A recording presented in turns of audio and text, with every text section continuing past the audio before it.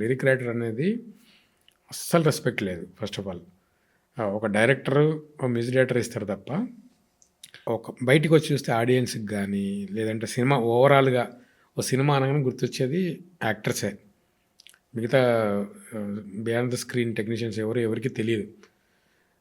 ఒక stunt choreographer ప్రాణం పెట్టేస్తాడు, బట్ తెలియదు. RRRకి ఆస్కార్ వచ్చింది నాటికి, దాని కొరియోగ్రాఫర్ చాలామంది తెలియదు.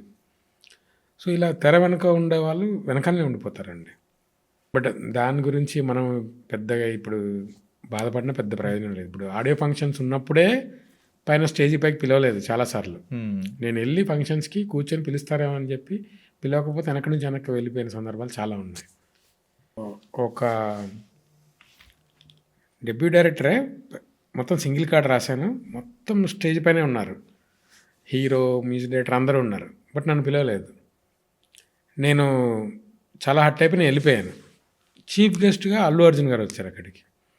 ఆయన పైకి వచ్చి ఫస్ట్ నేను రైటర్స్ని గౌరవించుకుంటా, ఈ సినిమాలో అన్ని పాటలు రాసిన కృష్ణకాంత్ గారికి అని స్పీచ్ మొదలుపెట్టారు.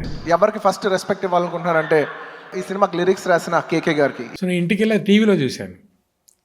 నేను కాసేపు ఉంటే అక్కడ లైవ్ ఉండి అప్పుడైనా వాళ్ళకి గుర్తొచ్చేది. బట్ ఆ యాంకర్ అంటే చాలా పెద్ద యాంకర్ ఆవిడ. సో లిరిక్ రైటర్ ఎవరు కూడా చూసుకోలేదు, పిలవలేదు. బట్ వెళ్ళిపోయిన తర్వాత బన్నీ గారు గుర్తించడం నాకు చాలా హ్యాపీ అనిపించింది.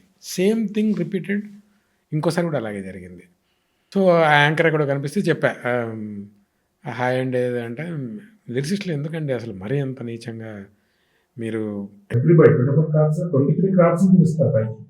లిరిసిస్టులు పిలవరు ఎందుకంటే, అయ్యో సారీ అండి ఈసారి నుంచి అలా జరగదు అని ఆవిడ చెప్పారు. బట్ నాకే నచ్చలేదు. అలా అడిగి రెస్పెక్ట్ ఇప్పించుకోవడం కరెక్ట్ కాదు కదా.